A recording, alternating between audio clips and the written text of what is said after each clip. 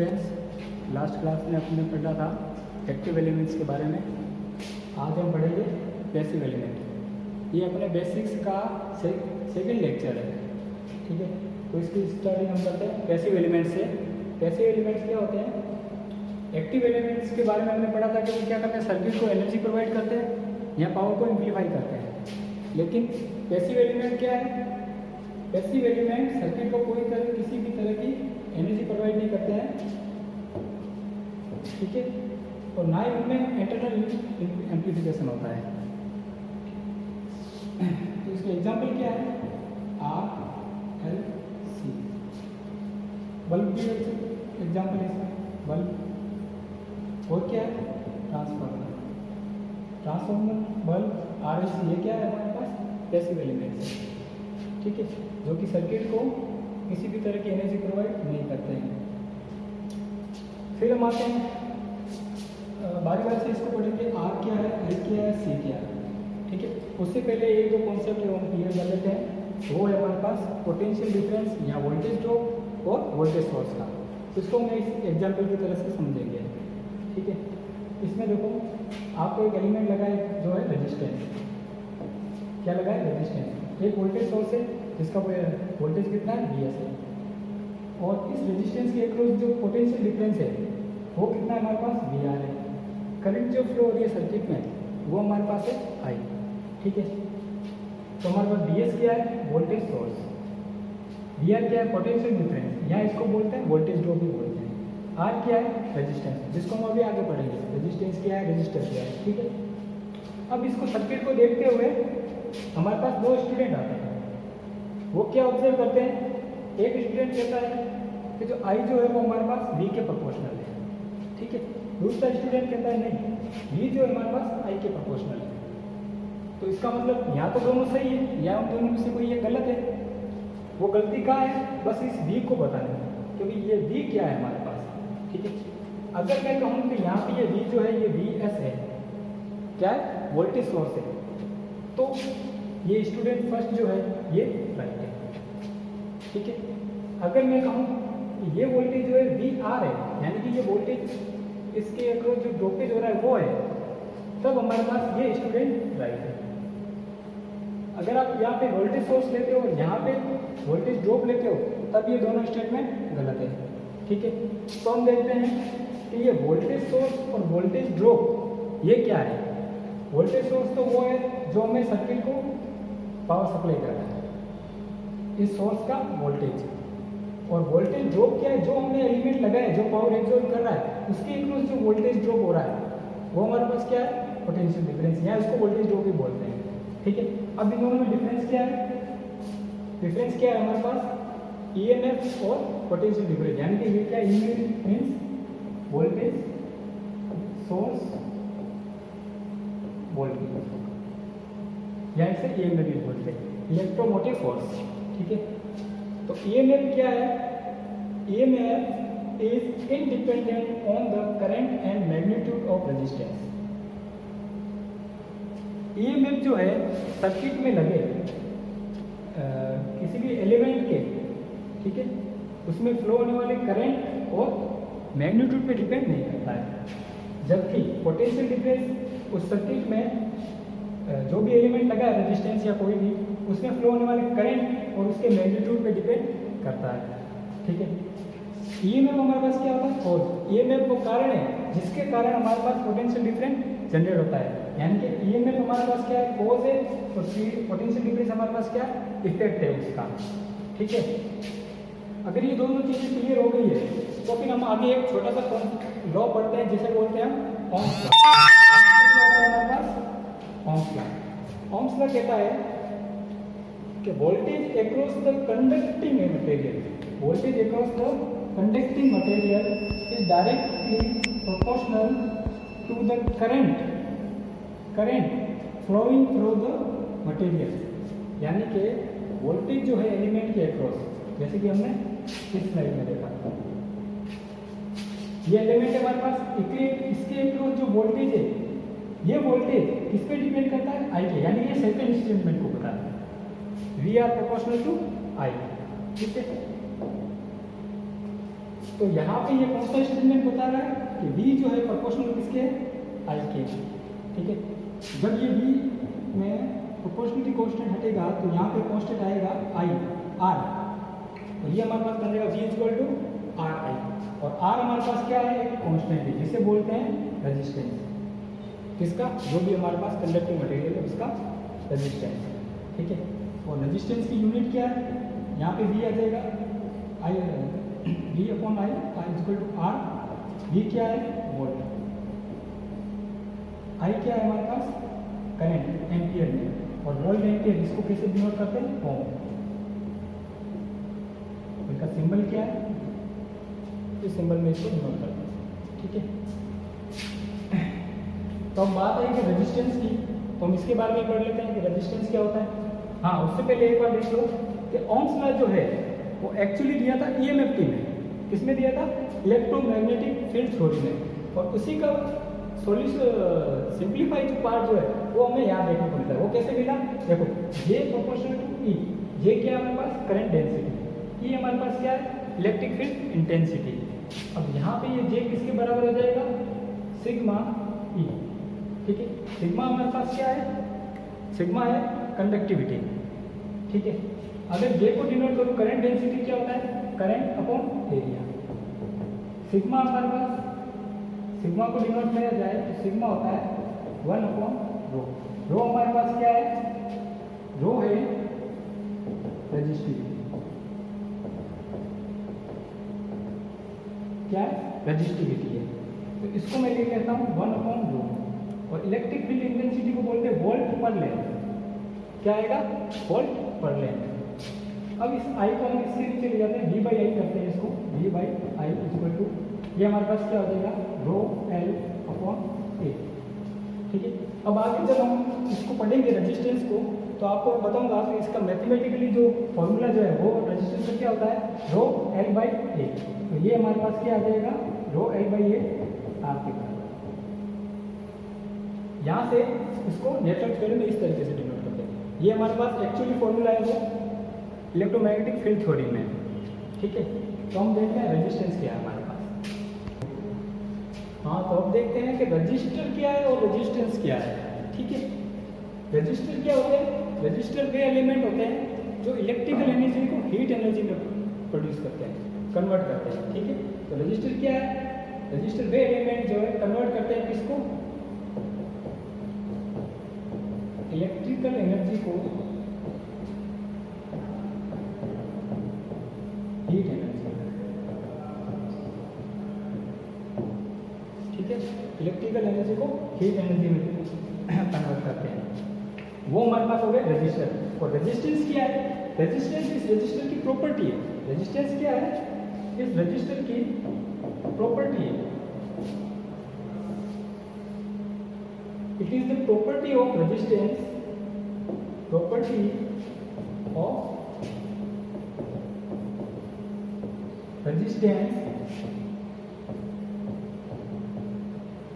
which always oppose, किसको oppose करेगा, always oppose, किसको अपोज करेगा, flow of electron, flow of electron. और इलेक्ट्रॉन का फ्लो क्या होता है हमारे पास, करंट, यानी कि ये करंट को अपोज करेगा। किसी एलिमेंट में फ्लो होने वाली करंट को ये अपोज करेगा, और ये प्रॉपर्टी क्या कहलाती है, उस एलिमेंट की रेजिस्टेंस कहलाती है, ठीक है। अब देखो ये सर्किट में देखो, अगर मेरे पास ये वोल्टेज है, ये रेजिस्टेंस लगा है, ये सर्किट जो है क्लोज पाथ है, उसमें करंट फ्लो होती है I, और वोल्टेज ड्रॉप किसके पास है, VR। तो अगर मैं इसमें बात करूँ कि इस रेजिस्टेंस में हीट एनर्जी कितनी प्रोड्यूस होगी, तो हमारे पास एनर्जी कितनी होगी,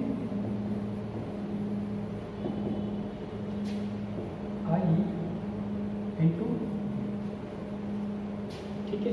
और हमने देखा था कि V हमारे पास क्या था, I R था, तो यहाँ पे क्या हो जाएगा, I एनर्जी जो हमारे पास क्या हो जाएगी, I स्क्वायर R, ठीक है। I square R, energy power, ये एक्चुअली क्या हो जाएगी, पावर, और एनर्जी जो है, एनर्जी क्या हो जाएगा, इसके साथ हम टाइम का मल्टीप्लाई कर देंगे, टाइम का मल्टीप्लाई करेंगे तो ये क्या बन जाएगा, एनर्जी बन जाएगा। ठीक है, अब इसको हम मैथमेटिकल फॉर्म में देखते हैं, मैथमेटिकल फॉर्म में देखते हैं रेजिस्टेंस की मीनिंग।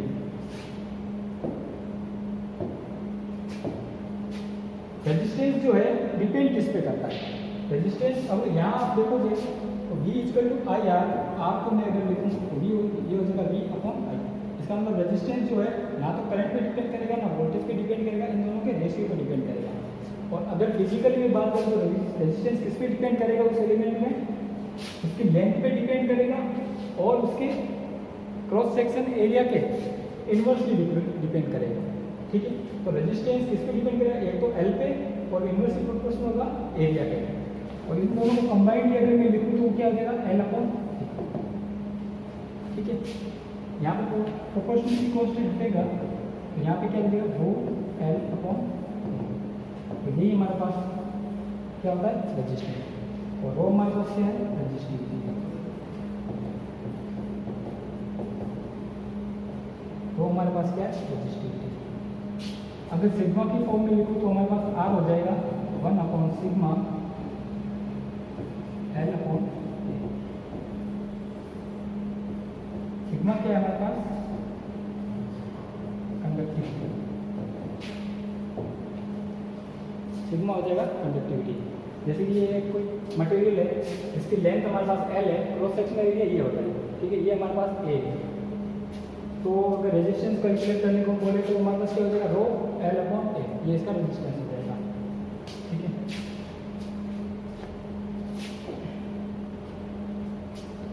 अब हम देखते हैं कि जो रेजिस्टेंस जो है इसका सीरीज कॉम्बिनेशन और पैरेलल कॉम्बिनेशन क्या है। ठीक है, जब रेजिस्टेंस एक दूसरे से इस तरीके से कनेक्ट होगा, ठीक है, ये R1, ये R2, ये R3, तो हम फिर बोल देंगे ये इसका क्या है, रेजिस्टेंस का सीरीज कॉम्बिनेशन है, सीरीज कॉम्बिनेशन। तब इसके एक्रॉस जो R इक्विवेलेंट होगा, यानी कि कंबाइंड इनका रेजिस्टेंस वो कितना होगा, R1 plus R2 plus R3, जो आपने 12th में पढ़ा है। ठीक है, R1 plus R2 plus R3। अगर R1 R2 R3 तीनों सेम है तो R इक्विवेलेंट हमारे पास क्या हो जाएगा, number of N, number of resistance into R क्या है, R1 equal to R2 equal to R3, और N क्या है, नंबर ऑफ रेजिस्टेंस। ठीक है, पैरेलल कॉम्बिनेशन में क्या होता है,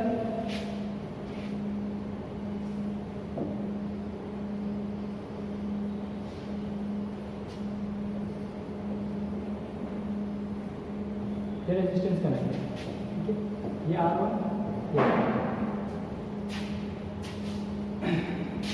तो पैरेलल कंडीशन में अगर रेजिस्टेंस किसी का 2 है, ठीक है, तो इसको R इक्विवेलेंट निकालने का फॉर्मूला क्या है, R इक्विवेलेंट जनरल फॉर्मूला अगर देखें हम,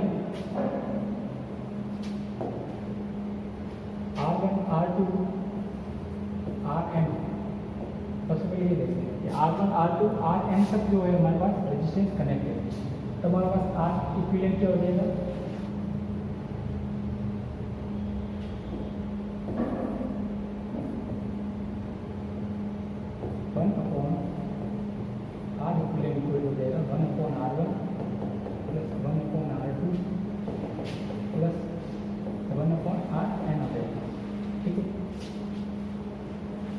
और अगर R जो है R1 equal to R2 equal to R3 है, तब हमारे पास क्या हो जाएगा, R equivalent R upon N हो जाएगा। ये मैं आपको शॉर्ट में बता रहा हूँ, आप सब 12th क्लास में पढ़ चुके हो। ठीक है, अगर मैं बात करूँ दो रेजिस्टेंस इक्विवेलेंट है, ओनली दो रेजिस्टेंस ही कनेक्ट है इसमें। ठीक है, ये रेजिस्टेंस नहीं है, तब R इक्विवेलेंट क्या होता है,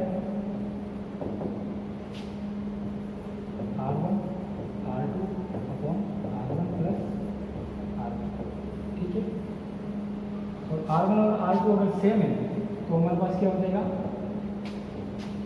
R/2 यानी कि उसका हाफ हो जाएगा। अगर नंबर ऑफ कॉम्बिनेशन n तक है तो उसमें हम क्या करेंगे, n से। अब हम देखते हैं कि रेजिस्टेंस अगर सीरीज में और पैरेलल दोनों का कॉम्बिनेशन आ जाए तो उसको हम न्यूमेरिकल इक्वेशन लेके उसको सॉल्व करके देखते हैं। ठीक है, जैसे कि ये फर्स्ट इक्वेशन है हमारे पास, एक रेजिस्टेंस सीरीज में है, दो पैरेलल में है। तो अगर ये दोनों पैरेलल में और दोनों सेम है तो इनका क्या हो जाएगा, हाफ यानी कि 3। और ये 2 और 3 दोनों किसमें सीरीज में, तो हमारे पास R इक्विवेलेंट क्या आ जाएगा, 2 + 3। और इन दोनों का पैरेलल कितना है, 3। इसको आप ऐसे भी निकाल सकते हो, 6 × 6/6 + 6 फॉर्मूला। ठीक है, ये कितना आ जाएगा, 3। सेकंड क्वेश्चन में देखो, ये दोनों क्या है, पैरेलल में, ये पैरेलल इसके सीरीज में, और ये पूरा इक्विवेलेंट जो है इसके पैरेलल में, और फिर ये पूरा इक्विवेलेंट किसके सीरीज में, इसके सीरीज में। तो इसको कैसे कैलकुलेट करेंगे, ये दोनों सेम है रेजिस्टेंस 8 Ω तो इसका हो जाएगा हाफ, ये 2 और 4 कितना हो जाएगा, 6, कितना हो गया 6, ये हमारे पास कितना हो गया 6। अब ये 6 और ये 6 आपस में क्या है, पैरेलल है, तो इन दोनों का कितना हो जाएगा, हाफ 3। अब ये 2 और 3 ये किसमें है, सीरीज में, तो हमारे पास R इक्विवेलेंट कितना आ जाएगा, R इक्विवेलेंट आ जाएगा 2 + 3 कितना आ जाएगा, 5 आ जाएगा। ठीक है, अब थर्ड क्वेश्चन देखो, थर्ड क्वेश्चन में क्या है, 1 Ω और 5 Ω ये दोनों सीरीज में। ठीक है, ये 2 Ω और ये दोनों पैरेलल, ये इन दोनों का पैरेलल इसके सीरीज में, तो ये दोनों आपस में ऐड हो जाएंगे और इन दोनों का पैरेलल हो जाएगा, और ये सब किसमें, सीरीज में। ठीक है, इनका कितना हो गया रेजिस्टेंस मेरे पास, 6 Ω, 6 and 3, इसका कितना हो गया, 6 × 3/6 + 3 कितना हो गया, 2 Ω। ये 2 Ω और ये 2 Ω हमारे पास क्या है, सीरीज में, तो इन दोनों का कितना हो गया, 4। ठीक है, अब हमारे पास सर्किट बच गया ये, इसको सॉल्व करने के बाद सर्किट बच गया ये हमारे पास बच गया 4 Ω। ठीक है, इन दोनों का आ गया हमारे पास 6 और ये हमारे पास कितने हैं, 4। अब ये दोनों पैरेलल हैं, पैरेलल इनका कितना हो जाएगा, 4 × 6/4 + 6। ठीक है, तो इसको सॉल्व करके फिर आप इसको 4 को ऐड कर दोगे, इसमें किसको ऐड कर दोगे, 4 को, तो ये हमारे पास आ जाएगा 14 + 4। ठीक है, इसका R इक्विवेलेंट कितना आ जाएगा, 14 + 4। थर्ड क्वेश्चन, फोर्थ क्वेश्चन देखो, ये दोनों क्या है, पैरेलल, ये तीनों पैरेलल, और ये दोनों पैरेलल और ये आपस, ये जो है सीरीज में। और इस सर्किट में देखा जाए तो ये दोनों पैरेलल, इन पैरेलल और ये सीरीज, और इनका कॉम्बिनेशन इसके पैरेलल। ठीक है, तो अब इसको देखो, इसको कैसे करेंगे, ये 20 और 5 इसका पैरेलल कितना आ जाएगा, 12। ठीक है, ये 60 और ये 60 पैरेलल में, तो इसका हो जाएगा हाफ 30, और ये 30 और ये 20 ये पैरेलल में, इसका कितना हो जाएगा, 20 × 30/20 + 30, तो कितना हो गया, 50। तो ये हो गया 4, ये हो गया आपके पास, एक्चुअली ये हो जाएगा अपने पास 4 Ω। ठीक है, अब 20 और 5 इन दोनों का पैरेलल कितना है, 4 हो जाएगा। इसका पैरेलल कितना है हमारे पास, 12 Ω, ये हमारे पास 10। ठीक है, अब ये 60 और 48 ये किसमें पैरेलल है, पैरेलल में, तो इनका इक्विवेलेंट कितना आ जाएगा, 12। ठीक है, अब हमारे पास क्या हो गया, ये 12 है, ये 20 है, 12 और 20 को सर्किट को थोड़ा और सिंप्लीफाई कर लेते हैं हम।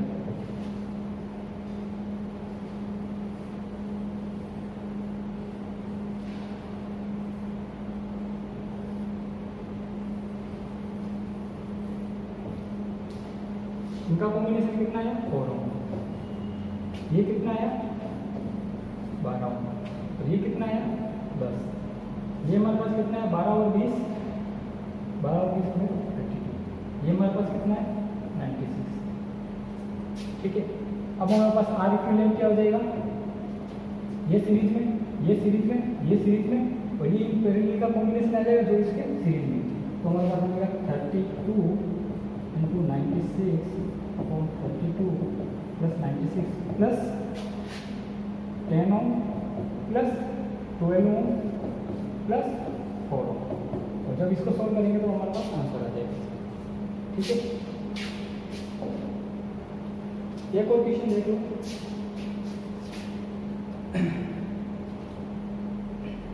एक क्वेश्चन है हमारे पास। अब इसमें देखो यहाँ पे ये रेजिस्टेंस कनेक्ट है, ये रेजिस्टेंस 3 ओम है, ये 4 ओम है और यहाँ से बीच में रेजिस्टेंस कनेक्ट हुआ है यहाँ पे और ये 12 ओम का है जो इनके बीच में है।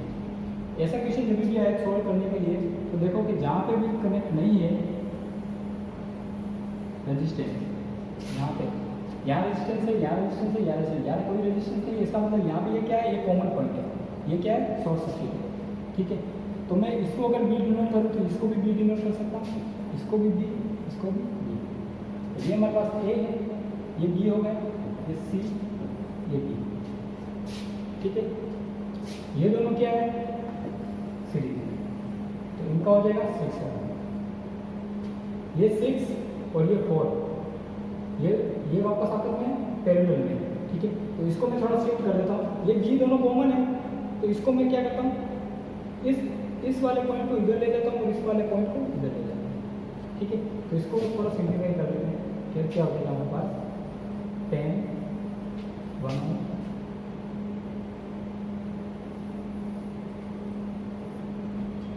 ये आ गया हमारे पास 10 ओम, ये आ गया 1 ओम और इन दोनों का कितना आ गया 6। ये हमारे पास पॉइंट है सी, इस सी से एक रेजिस्टेंस कनेक्ट है 3 ओम का और यहाँ पे हमारे पास पॉइंट क्या है बी, इससे कनेक्ट है 4 ओम का रेजिस्टेंस। ठीक है, ये 4 ओम और ये 3 ओम। अब यहाँ से सी से जो ये बी पे कनेक्ट है इसको मैं यहाँ कनेक्ट कर रहा हूँ, इसको मैं यहाँ कनेक्ट कर रहा हूँ।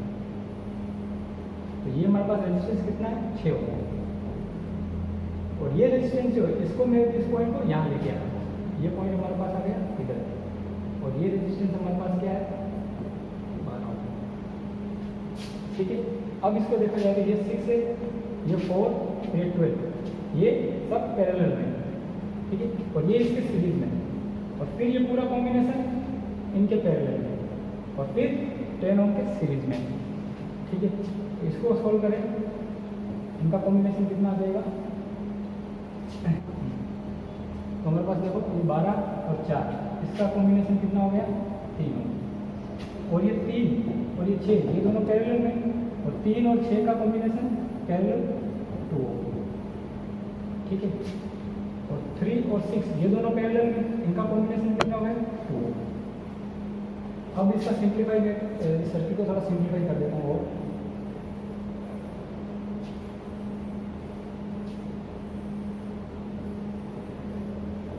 ये हमारे पास हो गया 2 ओम, ये हमारे पास 1 ओम, ये कितना है 2 ओम। ठीक है, ये हमारे पास है 1 और 2 कितना हो गया 3 और 1 और 3 ये दोनों पैरेलल में, तो 1 और 3 का कितना हो गया 1.5 और 1.5 जब 10 से ऐड हो जाएगा तो कितना हो जाएगा आपको 1.5 या 1.2 समथिंग आएगा। ठीक है, ये हमारे पास आ जाएगा 11.2, हमारे इक्विवेलेंट हमारे पास क्या है 11.2। तो नेक्स्ट अपने पास है स्टार डेल्टा कन्वर्जन। ठीक है, जब रेजिस्टेंस इस तरीके से कनेक्ट हो तो इसको बोलते हैं हम डेल्टा और रेजिस्टेंस जब इस फॉर्म में कनेक्ट हो तो इसको हम बोलते हैं स्टार। ये स्टार की फॉर्म है। अब इस डेल्टा को स्टार में कन्वर्ट करना है और इस स्टार को डेल्टा में कैसे कन्वर्ट करते हैं वो अपन देखते हैं। अभी हमारे पास अगर स्टार कन्वर्जन है, इसको डेल्टा कन्वर्जन है, इसको मुझे करना है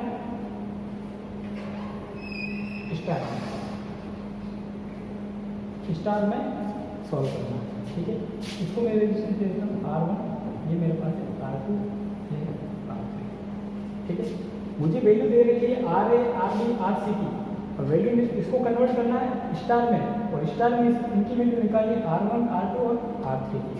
तो मेरे पास R1 क्या हो जाएगा R1 हो जाएगा। इसको सॉल्व याद रखने का तरीका है, जो भी हम रेजिस्टेंस फाइंड आउट कर रहे हैं उसके आसपास वाले रेजिस्टेंस, इनका मल्टीप्लाई करो R A into R B और आ जाएगा आर टोटल। आर टोटल हमारे पास क्या है,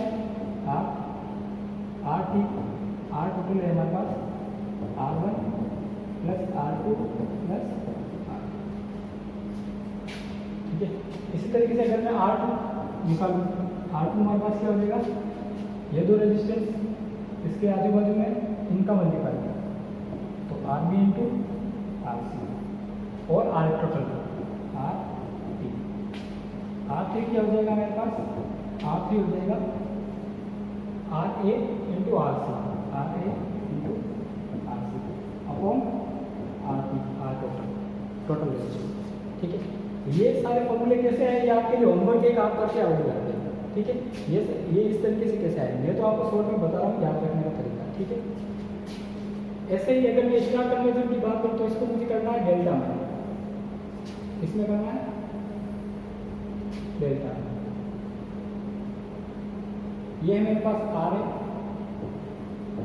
आर बी, आर सी, यानी कि मुझे स्टार में दे रखे रेजिस्टेंस की value R one, R two, R three और इसको किस में कन्वर्ट करना है, डेल्टा में, और उनकी वैल्यू बतानी है कि आर ए क्या होगा, आर ए बी क्या होगा, आर सी कितना होगा, ठीक है।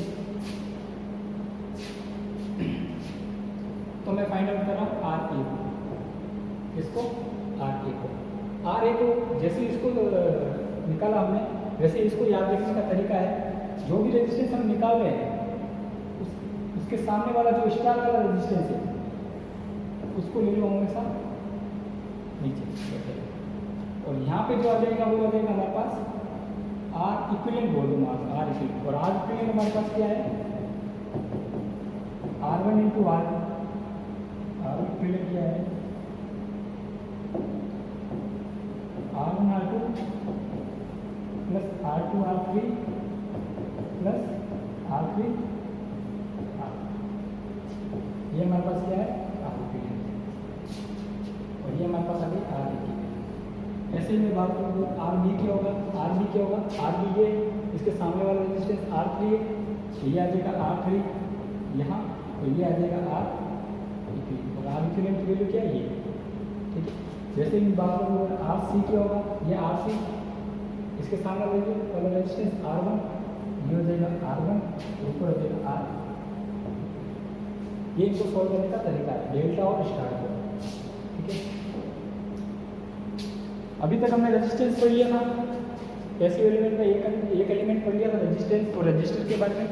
अब देखते हैं हम इसके इंडक्टर और इंडक्टेंस क्या है, इंडक्टर और इंडक्टेंस क्या है। रेजिस्टेंस क्या था, इलेक्ट्रिकल एनर्जी को कन्वर्ट करा था किसमें, हीट एनर्जी में। यहाँ पे क्या करेगा, ये स्टोर करेगा, क्या करेगा, स्टोर करेगा, स्टोर किसमें करेगा, इलेक्ट्रिकल एनर्जी को, इलेक्ट्रिकल एनर्जी को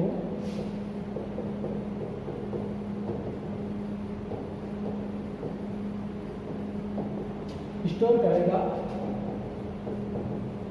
in the form of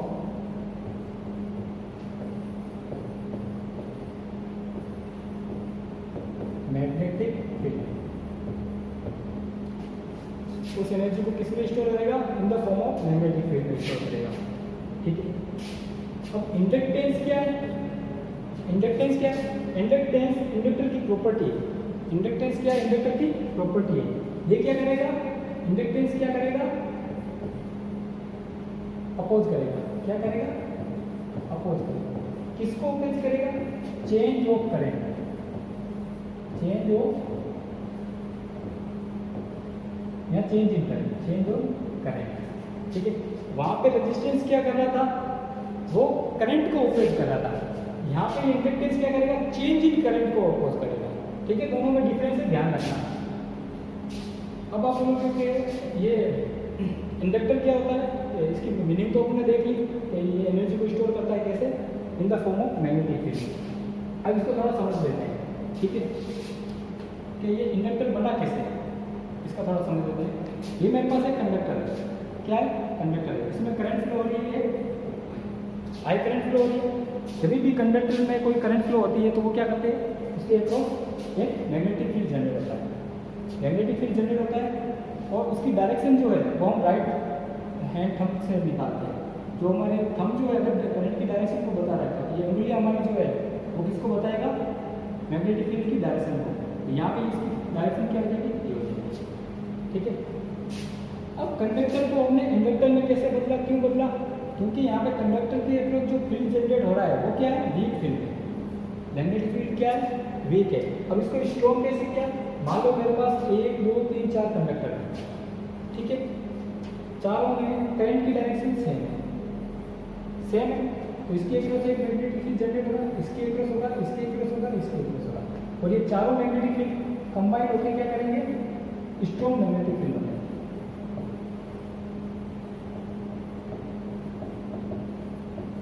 strong magnetic field बनाएंगे। ठीक है। अब इसको क्या कहते हैं, इस वाले कंडक्टर को इससे कनेक्ट कर दिया, इस वाले को इससे कनेक्ट कर दिया, इस वाले को इससे कनेक्ट कर दिया, ठीक है। अब देखो यहाँ पे करंट की डायरेक्शन सेम है सब में, इसका मतलब यहाँ पे जो करंट होगी आई वही यहाँ पे होगी, वही आई यहाँ पे होगी, और ये हमारे पास क्या बन जाएगा, कंडक्टर। कंडक्टर क्या है, इंडक्टर।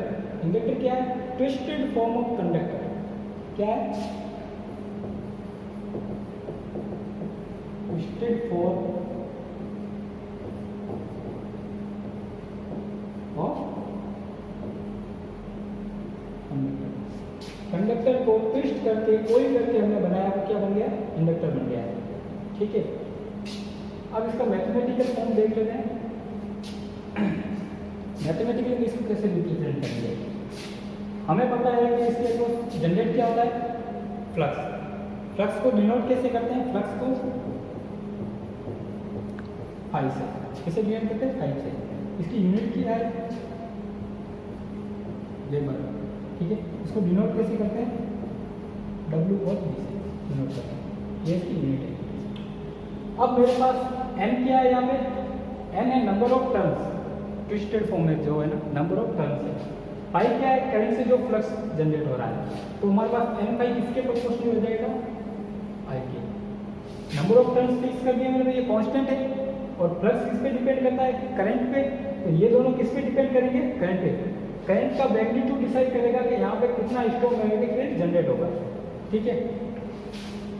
तो हमारे पास n पाई जो है वो इक्वल टू किसके हो जाएगा, I, और एक कांस्टेंट लग जाएगा L, क्या हो जाएगा, L। और L जो है हमारे पास क्या है, L क्या हो जाएगा, n पाई अपॉन L को बोलते हैं इंडक्टेंस, उस कंडक्टर का, ये कॉइल का इंडक्टेंस बोलते हैं। ठीक है। अगर ये मटेरियल जो है जिसके ऊपर मैंने एक कॉइल की, क्या है, कॉइल, अगर ये एयर है, क्या एयर है, तो इसको हम बोलते हैं लीनियर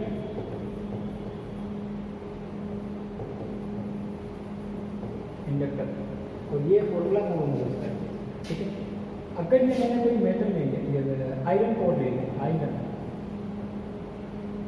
आयरन ले लिया, उसके ऊपर ये कॉइल की हुई है, इसको हम बोलते हैं सोलेनॉइड। क्या बोलते हैं, सोलेनॉइड। और ये हमारे पास होता है नॉन। ठीक है। अब इंडक्टेंस यहाँ पे अगर इस फॉर्मूले में देखा जाए तो n और फाई, n क्या कांस्टेंट है, फाई और I ये दोनों वेरिएबल है, लेकिन जब इनमें चेंज होगा तो फाई किस पे डिपेंड करता है, I पे। यानी कि अगर I इंक्रीज होता है तो फाई भी क्या होता है, इंक्रीज होता है। इसका मतलब ये है कि यहाँ पे जो है इंडक्टर जो है ना तो करंट पे डिपेंड करेगा ना फाई पे डिपेंड करेगा, ये इन दोनों के रेशियो पे डिपेंड करेगा। ठीक है। अगर मैं सोलेनॉइड की बात करूँ तो L जो है अभी वो किस पे डिपेंड करेगा, एक n स्क्वायर, यानी कि नंबर ऑफ टर्न्स, और उसके एरिया पे, और किसके प्रोपोर्शनल होगा, इनवर्सली प्रोपोर्शनल होगा लेंथ,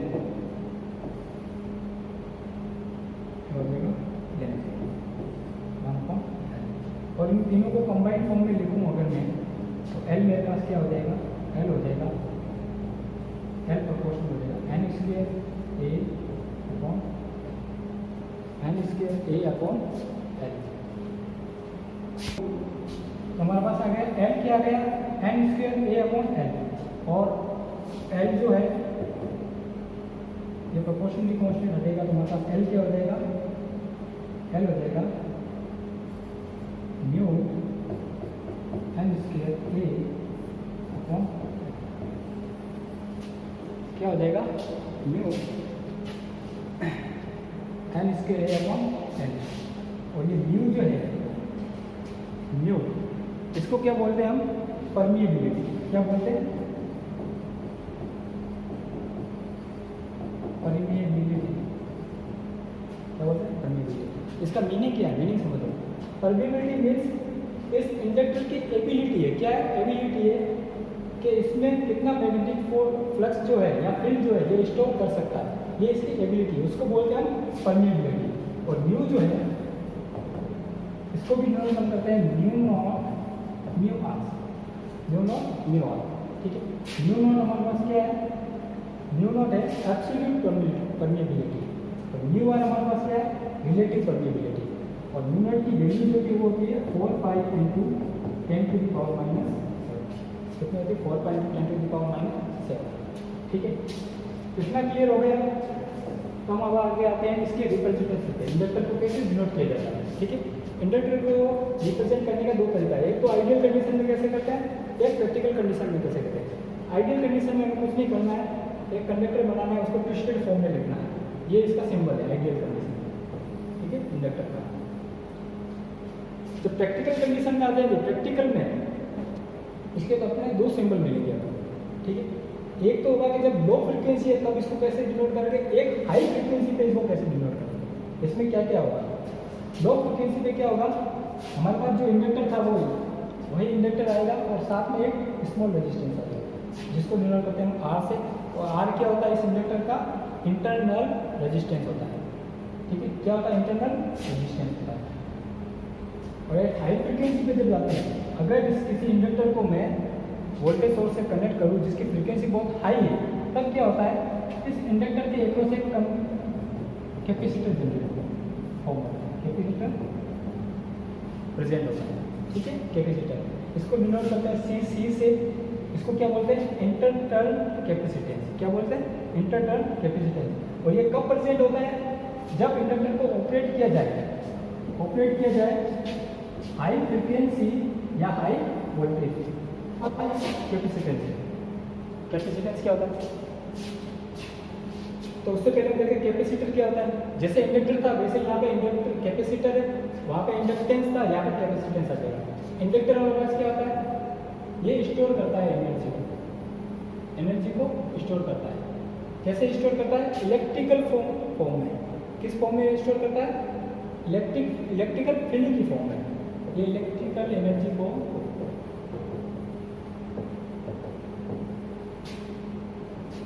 किसमें स्टोर करता है, इलेक्ट्रिकल फील्ड या इलेक्ट्रोस्टैटिक एनर्जी बोलते हैं, ठीक है। वहाँ पे क्या था, इंडक्टर किस फॉर्म में इसको स्टोर कर रहा था, इलेक्ट्रिकल एनर्जी को मैग्नेटिक फील्ड में, और इन्वर्टर किस में करेगा, इलेक्ट्रिकल फील्ड में, ठीक है। इंडक्टेंस क्या था, इंडक्टेंस अपोज कर रहा था चेंज ऑफ करंट को, और ये किसको अपोज करेगा, change in voltage, change in voltage में जो है उसको अपोज करेगा। इंडक्टेंस इंडक्टर की प्रॉपर्टी थी और कैपेसिटेंस कैपेसिटर की प्रॉपर्टी है, ठीक है। अगर मैंने दो प्लेट लगाई है, एक प्लेट है एक प्लेट है, उसको वोल्टेज सोर्स से कनेक्ट किया, प्लस और माइनस है, इन दोनों की बीच की डिस्टेंस क्या है, डी है। इसके अंदर जो मटेरियल भरा है इन दोनों के बीच है उसको बोलते हैं हम डाइलेक्ट्रिक। प्लेट का एरिया है ए, इसका भी एरिया है ए, तो क्या होगा, इसके ऊपर जहाँ से पॉजिटिव से कनेक्ट है प्लेट उसके ऊपर पॉजिटिव चार्ज आ जाएंगे, नेगेटिव से कनेक्ट है वहाँ पर नेगेटिव चार्ज। तो जो भी चार्ज स्टोर हो रहे हैं इस प्लेट में, इन दोनों प्लेट पे, वो किस पे डिपेंड करेंगे, इस वोल्टेज पे जो हमने वोल्टेज लगाया है। तो स्टोर चार्ज किस पे डिपेंड करेंगे, क्यू, किस पे डिपेंड करेंगे, वोल्टेज पे।